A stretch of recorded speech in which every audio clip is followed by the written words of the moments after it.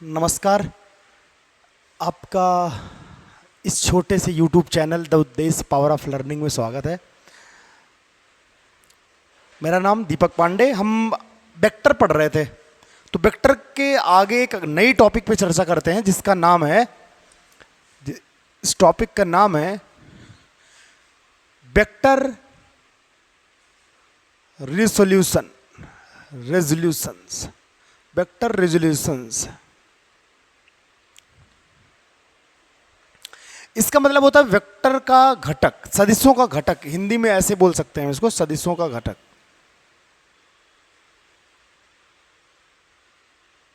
है ना, vector resolution, है ना। जैसे क्या है, सिंपल सी बात है कि तुम्हारे पास कोई वेक्टर ए है।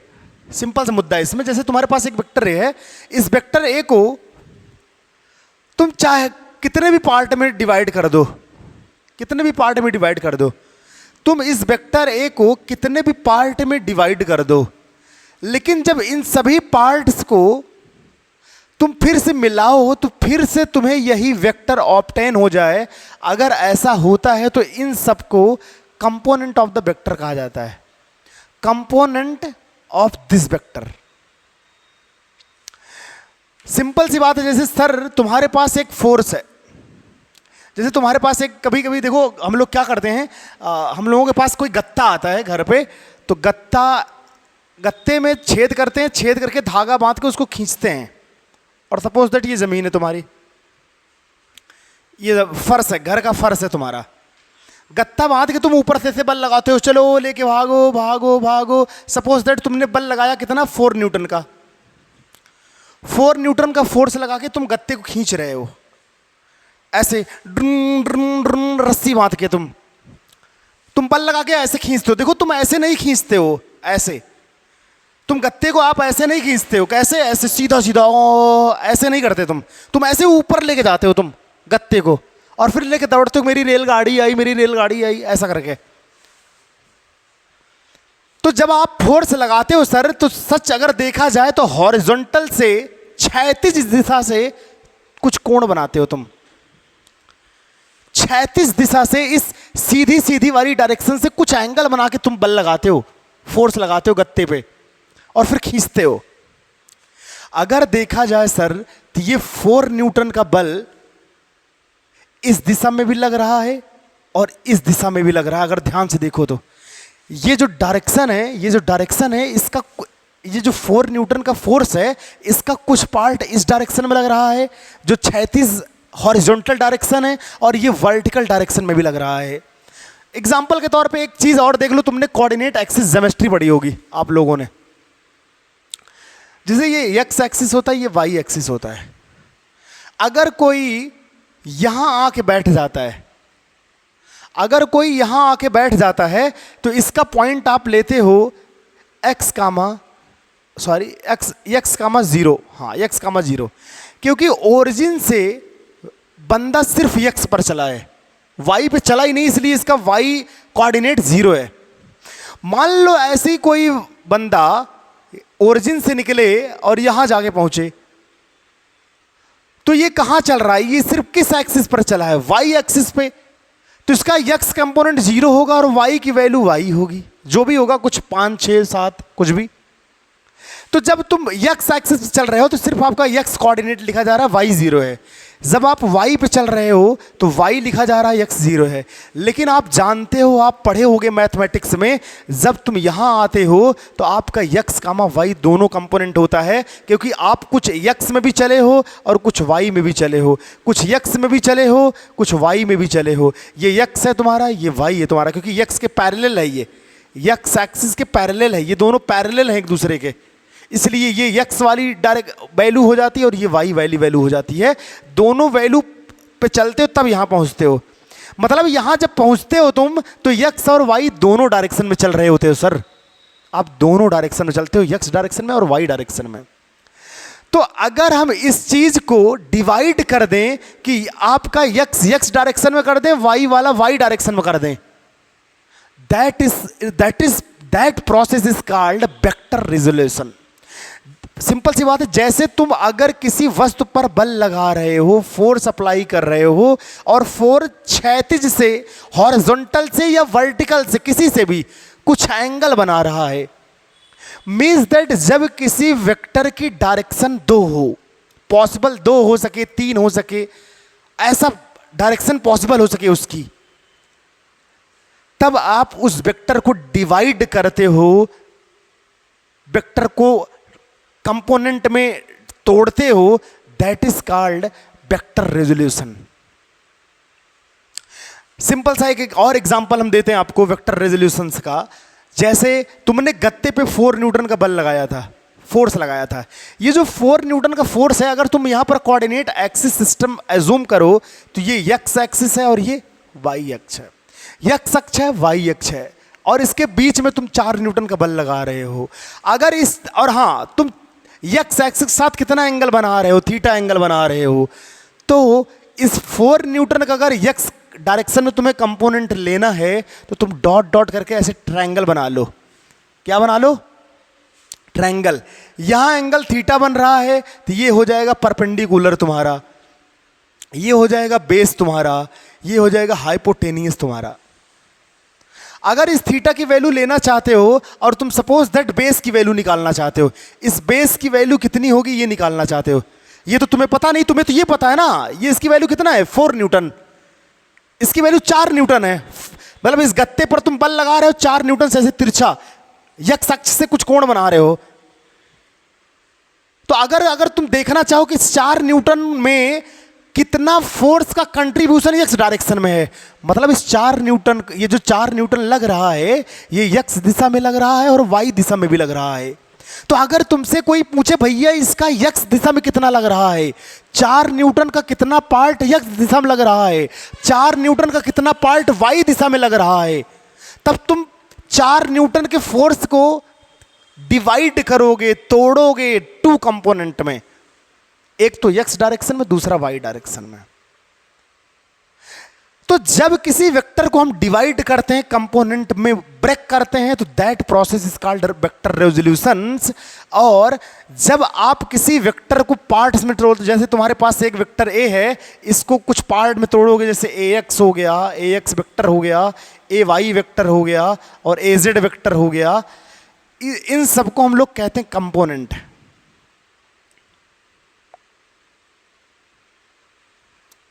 जब किसी वेक्टर को तुम कंपोनेंट में डिवाइड करते हो, मतलब ब्रेक करते हो 2-3 पार्ट में, तो उस पार्ट को हम लोग कंपोनेंट ऑफ द वेक्टर कहते हैं, मतलब घटक कहते हैं, सदिश का घटक कहते हैं, सदिश का घटक कहते हैं।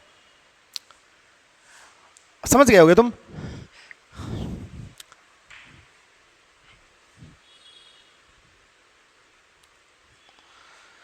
देखो, हम अब सिंपल सी एक बात करते हैं, हमने वही एग्जांपल लेके चलते हैं। जैसे तुम्हारे पास एक गत्ता है, डिब्बा, बॉक्स है, इस बॉक्स में तुमने छेद किया, छेद करके तुमने रस्सी बांधी, रस्सी बांध के तुमने फोर्स लगाया 4 न्यूटन का।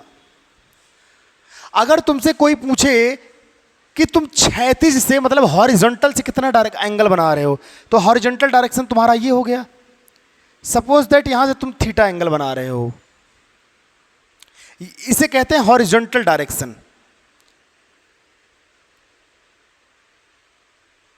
या इस 4 न्यूटन को कुछ ब्रेक करोगे 2 पार्ट में, एक पार्ट ये, एक पार्ट ये परपेंडिकुलर, इसे कहते हैं हॉरिजॉन्टल कंपोनेंट, और कई बार पैरेलल कंपोनेंट कहते हैं।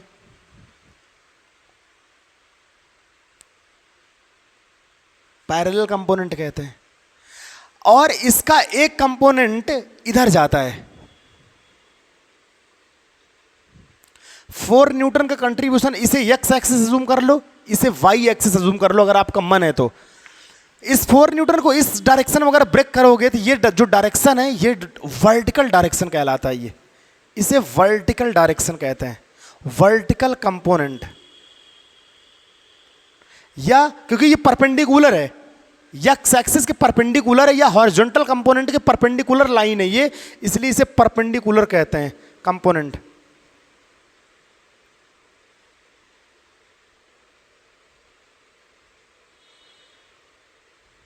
Perpendicular component.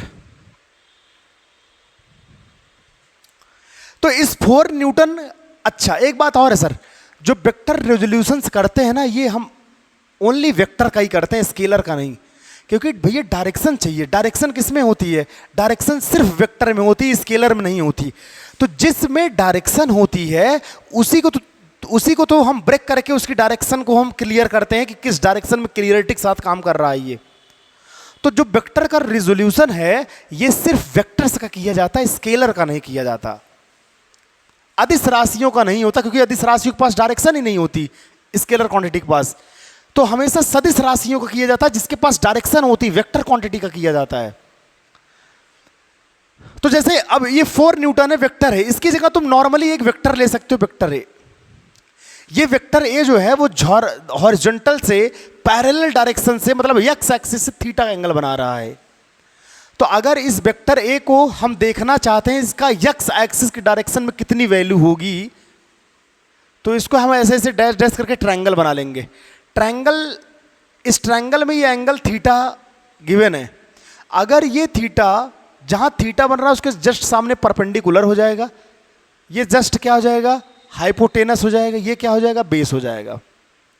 तो अगर मान लो तुम्हें बेस निकालना है, एक्स डायरेक्शन में इस वेक्टर ए का कितना कंपोनेंट काम कर रहा है, उसे हम लोग ए एक्स कहते हैं। ए एक्स को हॉरिजॉन्टल कंपोनेंट या पैरेलल कंपोनेंट कहते हैं। मतलब किसी वेक्टर का पैरेलल डायरेक्शन में, एक्स एक्सिस के डायरेक्शन में जो एंगल कंपोनेंट होगा वो पैरेलल कंपोनेंट। तो थीटा एंगल बन रहा है यहां पे। अगर हम ये एंगल निकालना चाहें और एंगल में ये बेस निकालना चाहें, तो देखो हमें क्या लेना पड़ेगा इस ट्रायंगल में? Cos theta. क्योंकि कॉस थीटा इक्वल टू होता है, कॉस थीटा इक्वल टू होता है बेस अपान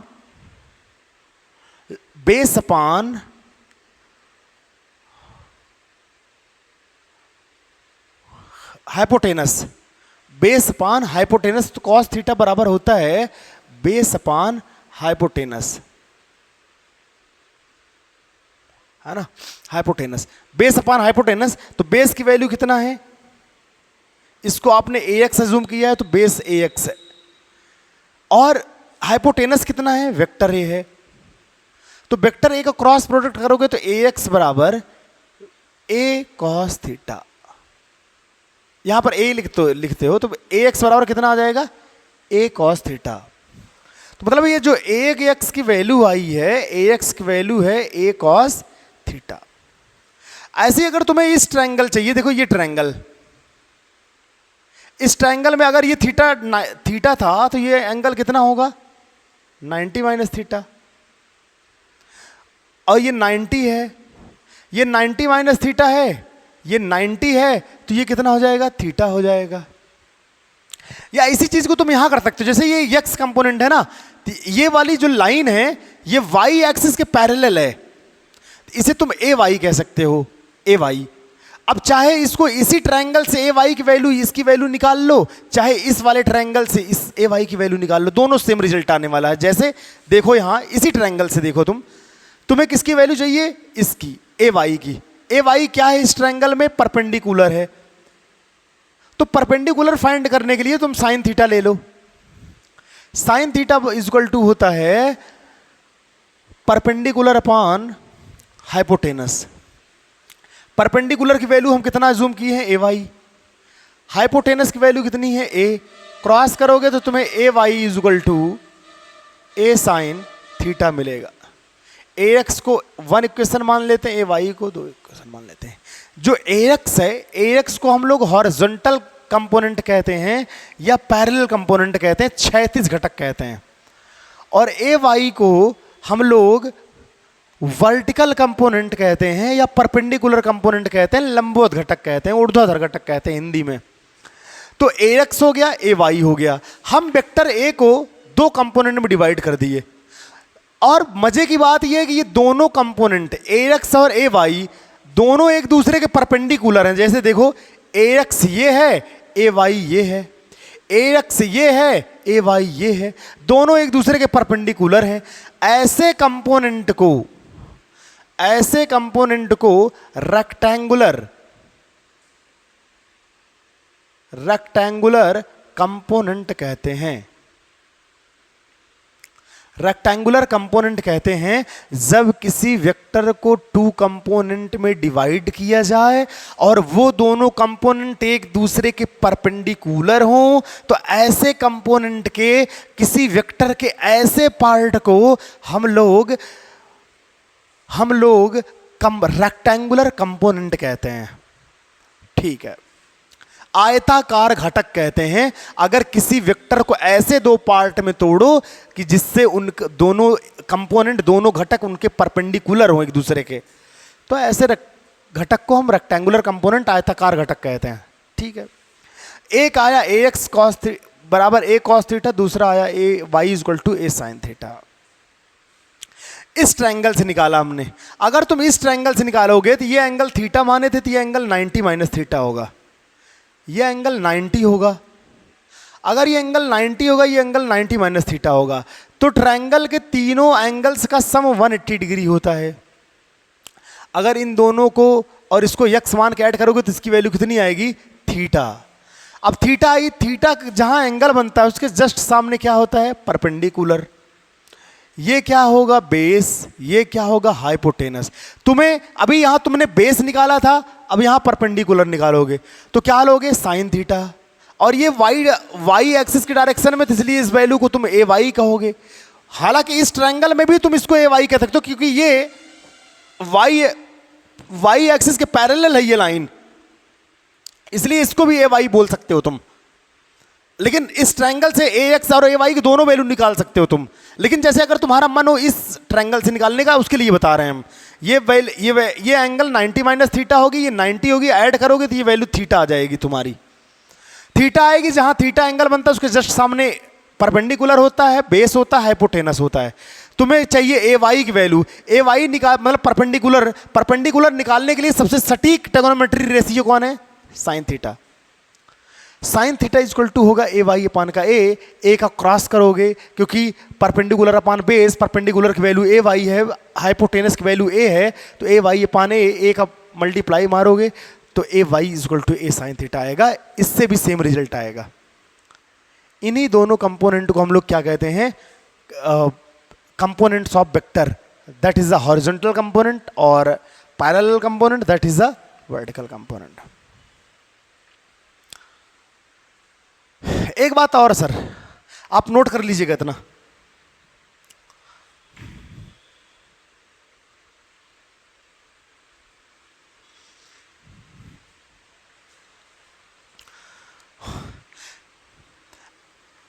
तुम्हें रट्टाफिकेशन नहीं मारना है। एक बात और ध्यान देना, तुम कभी लफड़े में दिक्कत हो जाएगी तुम्हें।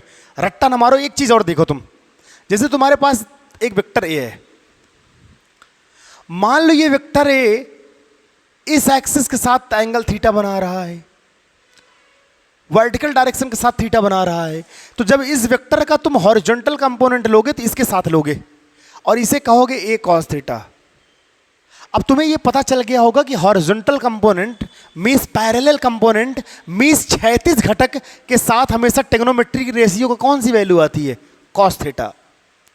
और ये हॉरिजॉन्टल कंपोनेंट हमें वहां मिलता है जिसके साथ कोई वेक्टर एंगल बना रहा हो। जैसे ये वेक्टर ए है, ये किसके साथ एंगल बना रहा है? इसके साथ। तो इसका ये जो कंपोनेंट होगा वो हॉरिजॉन्टल कंपोनेंट होगा। अभी जो हमने किया था वेक्टर ऐसे था, उसका एंगल इसके साथ बन रहा था।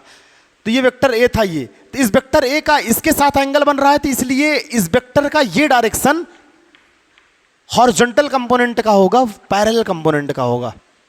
मीन्स दैट कोई वेक्टर जिस एक्सिस के साथ, जिस डायरेक्शन के साथ थीटा एंगल बनाता है, उसके डायरेक्शन के साथ जो कंपोनेंट आता है वो A cos theta parallel component, horizontal component कहलाता है। अब इसके परपेंडिकुलर कंपोनेंट ये होगा जिसे हम लोग क्या कहेंगे? ए साइन थीटा। तुम्हें रट्टा नहीं मारना है, तुम्हें यह ध्यान देना है कि वेक्टर जो है वो किस डायरेक्शन के साथ एंगल थीटा बना रहा है। जिस डायरेक्शन के साथ एंगल थीटा बना रहा होगा उस डायरेक्शन में तुम्हें पैरेलल कंपोनेंट मिलेगा, और पैरेलल कंपोनेंट के जस्ट परपेंडिकुलर 90 डिग्री पर तुम्हें परपेंडिकुलर कंपोनेंट मिलेगा, वर्टिकल कंपोनेंट मिलेगा। ठीक है, अब बात ये आती है कि अगर तुम वेक्टर ए को दो पार्ट में डिवाइड कर दिए, एक पार्ट ए कॉस थीटा, दूसरा पार्ट ए साइन थीटा, तो क्या ये दोनों वेक्टर होंगे? यस, वेक्टर होंगे, क्योंकि तुमने एक वेक्टर को ब्रेक किया है, तुमने एक वेक्टर क्वांटिटी को ब्रेक किया है, तो जो उससे जो ब्रेक होके बनेगा वेक्टर, वो भी वेक्टर ही होगा, और उसे जिस वेक्टर को तुम ब्रेक करके उसको बनाए हो, उसी वेक्टर का कंपोनेंट कहलाएगा। मतलब वेक्टर ए का कंपोनेंट है ए cos theta, A sine theta. और अगर कोई पूछे सर किसी वेक्टर को कितने कंपोनेंट कर सकते हैं, सर इन्फिनिटी कंपोनेंट कर सकते हो तुम, इनफाइनाइट कंपोनेंट कर सकते हो किसी वेक्टर का तुम। लेकिन ध्यान ये देना है कि जब किसी वेक्टर को हम कंपोनेंट में डिवाइड करें, तो चाहे जितने कंपोनेंट करें, बट उनको ऐड करने पर, उनको फिर से मिलाने पर वेक्टर मेथड से वही वेक्टर मिलना चाहिए जिसको ब्रेक करके तुमने बनाया था, उसके पार्ट किए थे। अगर ऐसा हो रहा है तो आपका जो कंपोनेंट है वो सही है, आपका वेक्टर रिजोल्यूशन सही है। तो किसी वेक्टर के इन्फिनिटी कर सकते हो तुम, लेकिन हमको नीड इन्फिनिटी की नहीं पड़ती, हमें नीड जितनी पड़ती वैसे खास तौर पे दो, horizontal component, vertical component. Means that हम जो भी पढ़ते हैं रेक्टेंगुलर कंपोनेंट के बारे में पढ़ते हैं। ठीक है, अब मुद्दा यह आता है कि जब वेक्टर ए को आपने ब्रेक किया A cos theta, A sine theta, two component में, तो क्या इन दोनों कंपोनेंट के मिलाने पर इसकी वैल्यू आ जाएगी? वेक्टर ए को तुमने दो पार्ट में तोड़ा, बात सुनना ध्यान से, वेक्टर ए को तुमने दो पार्ट में तोड़ा, एक पार्ट ए साइन थीटा, दूसरा पार्ट ए कॉस थीटा, दो पार्ट में तोड़ा। किसको तोड़ा? वेक्टर ए को तोड़ा। तो क्या इन दोनों पार्ट को हम मिलाएंगे तो क्या हमें ये मिलेगा? अगर मिलेगा तो कैसा मिलेगा? चलो देखो, तुम्हारे पास वेक्टर ए था, तुमने वेक्टर ए का हॉरिजॉन्टल कंपोनेंट किया, मतलब दो कंपोनेंट डिवाइड किया, एक तो ए एक्स बराबर ए कॉस थीटा, दूसरा ए वाई बराबर ए साइन थीटा। अब इन दोनों पार्ट को हम ऐड करते हैं और देखते हैं मुझे वो वेक्टर मिलता है कि नहीं। तो आप देखिए, इसे क्वेश्चन नंबर 1 बना दिए, इसे क्वेश्चन नंबर 2 बना दिए हैं। Now squaring and adding equation first and second, equation 1 and first and second we gate.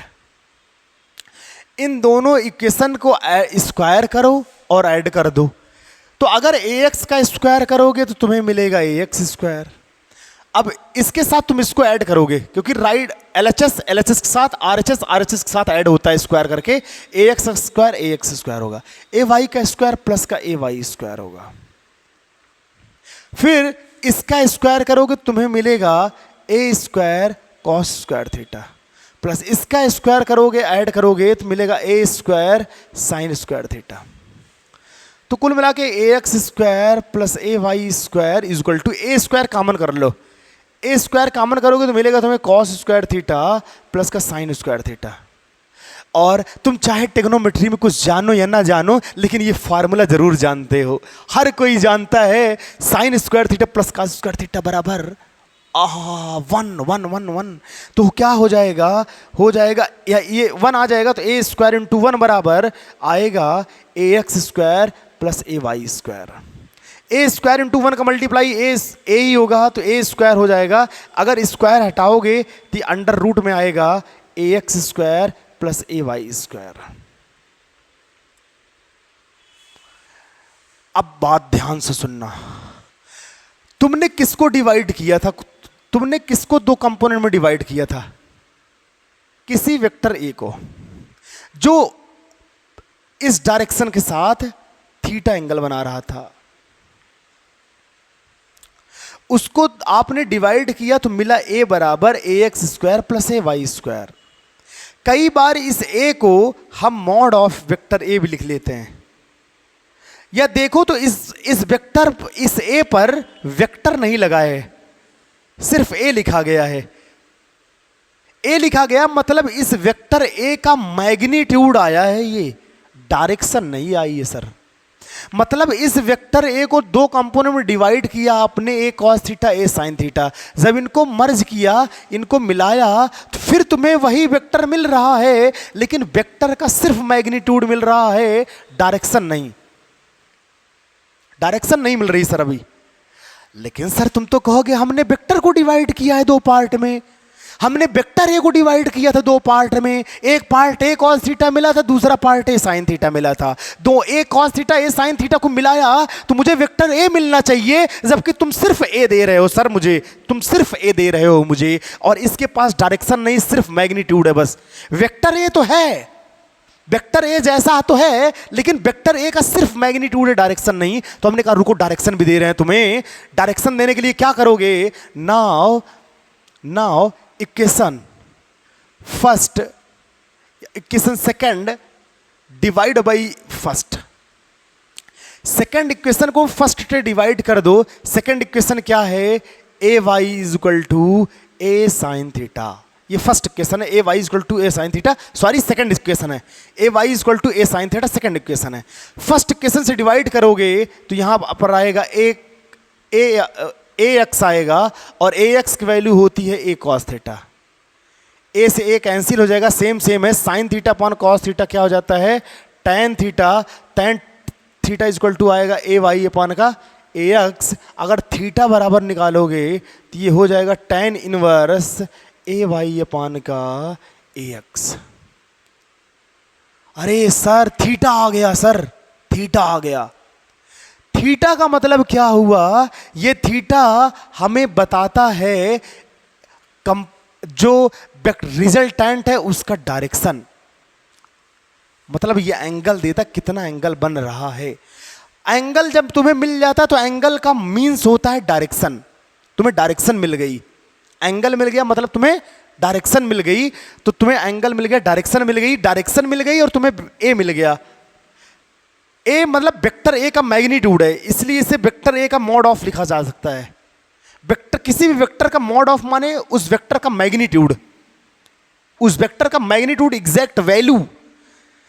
तो ये वेक्टर ए नहीं था, ये ए था, मैग्नीट्यूड था, और इसकी डायरेक्शन कहां से मिलेगी, ये जब ये दोनों फार्मूला तुम्हारा आ गया, मतलब अब मैग्नीट्यूड भी मिल गया, डायरेक्शन हो गया, मतलब वेक्टर ए कंप्लीट हो गया आपका। किसी वेक्टर ए को आपने दो कंपोनेंट में डिवाइड किया था, उनको ब्रेक किया था, ब्रेक वाले पार्ट को हम लोग कंपोनेंट कहते हैं, उस कंपोनेंट को हमने मिलाया तो फिर से मुझे ये वेक्टर ए मिला। एक फार्मूला आया ए बराबर root under A X square plus A Y square. ये फार्मूला है किसी भी वेक्टर का मैग्नीट्यूड फाइंड करने के लिए, बट मुझे डायरेक्शन भी चाहिए क्योंकि हमने वेक्टर ए को डिवाइड किया था, तो डायरेक्शन मिलेगा तुम्हें theta equal to tan inverse A Y upon A X से।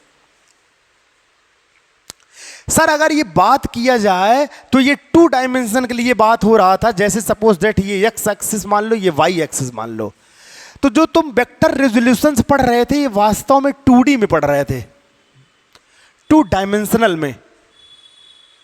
अगर सर तुमसे कोई 3 डायमेंशनल पूछे, देखो नोट कर लो फिर रेज करें, नोट कर लो, चलो।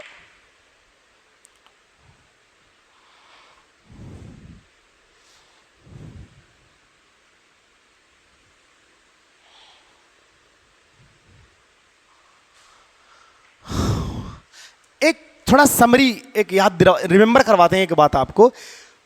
इन 2D में 2D में अगर कोई आपसे कहे कि किसी वेक्टर ए को कैसे रिप्रेजेंट करते हैं, तो vector A is equal to आप लिख सकते हो A X I cap plus A Y का जी कैप, जहां A X and A Y component of this vector. A X और ए वाई कंपोनेंट हैं किसके, वेक्टर ए के। और अगर आप वेक्टर ए को 2 कंपोनेंट में आप डिवाइड करते हो तो आपको मिलता है ए एक्स की वैल्यू आती है ए कॉस थीटा, ए वाई की वैल्यू आती है ए साइन थीटा।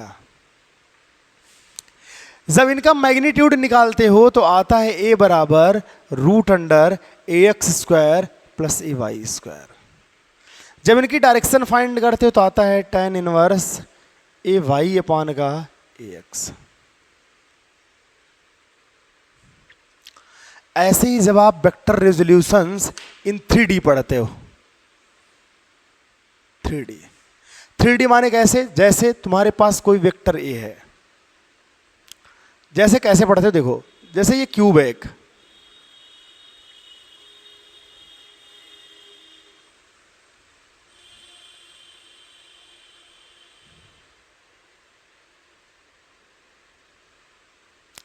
वेक्टर है, ये क्यूब बन गया, ये क्यूब की इस लाइन को तुम एक्स एक्सिस अजूम कर लो, इसको वाई एक्सिस अजूम कर लो, इसको जेड एक्सिस अजूम कर लो, और तीनों एक्सिस के इंटरसेक्टिंग पॉइंट को ओरिजिन ओ कह दो।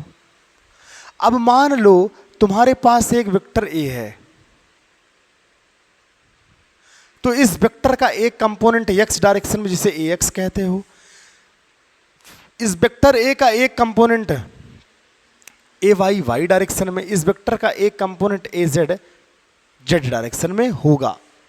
तो अगर इस वेक्टर ए का कोई मैग्नीट्यूड लिखना चाहे तो वेक्टर ए लिखो या इसे सिर्फ ए लिखो, तो इसका फार्मूला बनेगा ए X square plus A Y square plus A Z square. इस वेक्टर ए का मैग्नीट्यूड मुझे इस फार्मूले से मिलेगा। सही, डायरेक्शन के लिए सर तो यही इस्तेमाल करोगे formula, theta is equal to tan inverse A Y by का ए एक्स। तो 3 डायमेंशन में कुछ इस तरीके से काम करते हैं। 3 डायमेंशन में जब किसी वेक्टर को लिखते हैं तो हम ऐसा लिखते हैं ए X I cap plus A Y J cap plus का ए जेड के कैप। अब हम आपको एक क्वेश्चन दिखा देते हैं वेक्टर रेजोल्यूशंस का, आप नोट कर लो जल्दी से।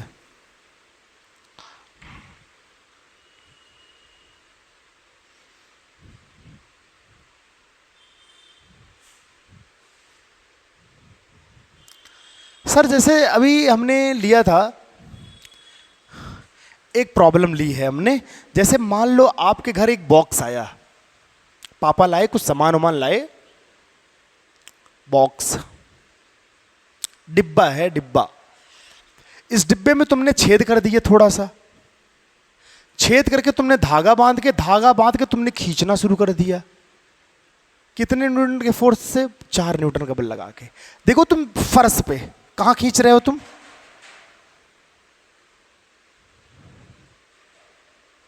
तुम कहां खींच रहे हो? फर्श पे खींच रहे हो।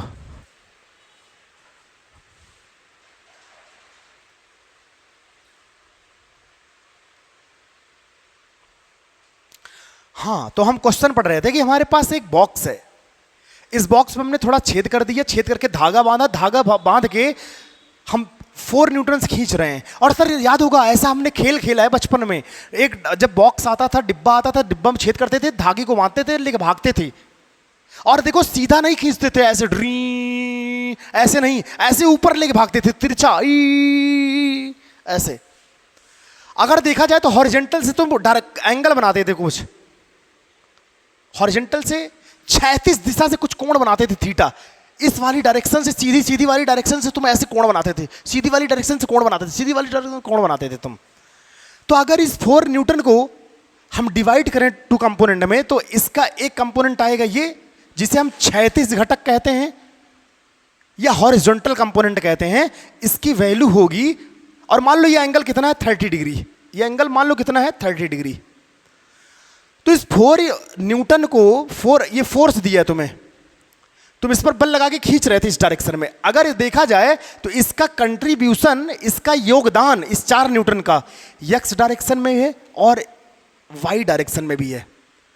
तो इस 4 न्यूटन का तुम अगर एक्स डायरेक्शन में कंपोनेंट डिवाइड करोगे तो ये मिलेगा 4 cos 30 डिग्री, 30 डिग्री। और इस 4 को डिवाइड करोगे, फोर्स न्यूटन, फोर्स है ये सर, बल है, बल सदिश राशि है, वेक्टर क्वांटिटी है, वेक्टर का ही वेक्टर रेजोल्यूशन करते हैं हम लोग। तो 4 न्यूटन का अगर इधर तोड़ोगे, क्योंकि ये ऐसा है और ये वर्टिकल है बिल्कुल, तो वर्टिकल कंपोनेंट के साथ हमेशा आता साइन, और लेकिन थीटा की जगह पर कितना दिया है? 30, तो साइन 30, और यहां पर लिखोगे 4, क्योंकि 4 को डिवाइड कर रहे हो तुम। तो इस 4 का एक पैरेलल कंपोनेंट या हॉरिजॉन्टल कंपोनेंट 4 cos थीटा होगा और इसका 4 sin थीटा होगा। अब चूंकि सपोज कर लेते हैं ये एक्स डायरेक्शन है और ये वाई डायरेक्शन है, इसको ए वाई इज इक्वल टू लिख सकते हैं, इसको ए एक्स इज इक्वल टू लिख सकते हैं। तो अगर इनका मैग्नीट्यूड निकालना चाहें तो पहले देखो ए वाई की वैल्यू कितना आई, ए वाई की वैल्यू आई है 4 sine 30 degree. A Y is equal to 4 का 4 होगा, साइन 30 का कितना होता है, साइन 30 1/2 होता है, तो 2 2 जा 4, तो A Y is equal to कितना आ जाएगा 2 न्यूटन। ऐसे ही अगर तुमसे कोई पूछे ए एक्स की वैल्यू कितनी आई, हॉरिजॉन्टल कंपोनेंट आया 4 cos theta cos 30 degree, cos 30 की वैल्यू कितनी होती है √3 का 2, तो 2 2 जा 4, तो यहां पर ए एक्स की वैल्यू आई 2√3। ए एक्स इतना आ गया, ए वाई इतना आ गया, है ना। अब अगर हम ए निकालना है तो आप कर दो ए X square plus A Y square, ए बराबर ए एक्स स्क्वायर करोगे तो 2 का स्क्वायर कितना हो जाएगा 4, ए वाई का स्क्वायर करोगे तो 2 का स्क्वायर 4 होगा और 3 हो जाएगा, तो 4 3 12 12 12 4 16, 3 चौक 12, ये 4 हो जाएगा, 4 3 12 हो जाएगा, 12 4 16, √16, 16 √16 की वैल्यू कितना आती है 4 न्यूटन। आप जरा बताइए सर मुझे कि क्या तुम्हें 4 न्यूटन नहीं मिल रहा है? आपने इस 4 न्यूटन को 2 कंपोनेंट में ब्रेक किया, तोड़ा। रेक्टेंगुलर कंपोनेंट कहते हैं क्योंकि ए एक्स और ए वाई एक दूसरे के परपेंडिकुलर हैं, इसलिए हम इस ऐसे कंपोनेंट को रेक्टेंगुलर कंपोनेंट कहते हैं, आयताकार घटक कहते हैं। तो जब आपने 4 न्यूटन को 2 पार्ट में तोड़ा, एक तो ए एक्स एक तो ए वाई, तो ये that is called component of this vector of this force. और सर एक बात तुम्हें और बता दे, याद रखना तुम, किसी भी वेक्टर को तब हम कंपोनेंट में डिवाइड करते हैं जब उसकी डायरेक्शन फिक्स नहीं होती, मतलब वो किसी डायरेक्शन के साथ कुछ एंगल बना रहा होता है, तभी उस वेक्टर को 2 कंपोनेंट में डिवाइड करते, नहीं तो नहीं करते सर।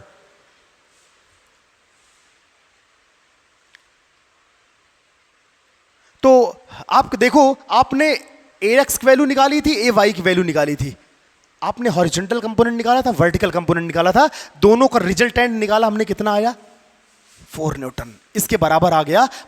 ऐसे होता है वेक्टर का रेजोल्यूशन। अगर सर तुम्हें एंगल फाइंड करना है तो अभी आप पढ़ रहे थे theta is equal to tan inverse A Y by का A X, theta is equal to tan inverse A Y की वैल्यू कितना, ए वाई की वैल्यू 4, ए वाई की वैल्यू यहां निकालते हैं, ए वाई की वैल्यू 2 न्यूटन आई थी, 2 लिखते हैं, ए एक्स की वैल्यू आई थी इतना 2√3, 2 से 2 कैंसिल, tan इनवर्स इधर जाएगा तो tan theta is equal to आ जाएगा 1/√3। सर किस tan थीटा की कौन सी वैल्यू 1/√3 होती है? आपको पता है sir, tan 30 degree, theta equal to कितना आ जाएगा सर 30 डिग्री। तो सोचो सर, आप किसी वेक्टर को आप 2 पार्ट में ब्रेक करते हो, लेकिन उन दोनों पार्ट को जब मिलाते हो तो फिर उसी वेक्टर का मैग्नीट्यूड मिलता है और डायरेक्शन आप इस फार्मूले से फाइंड कर लेते हो। That whole process is vector resolutions. ऐसे आप वेक्टर रेजोल्यूशंस का 12th में बहुत यूज करना पड़ता है, 12th के बहुत सारे डेरिवेशंस हैं जिसमें वेक्टर रेजोल्यूशन पर काम करना पड़ता है मुझे। 11th के बहुत सारी थ्योरी है, बहुत सारे डेरिवेशंस हैं, बहुत सारे क्वेश्चंस हैं जहां वेक्टर का रेजोल्यूशंस करना पड़ता है, वेक्टरों को 2 पार्ट में तोड़ना पड़ता है, डिवाइड करना पड़ता है।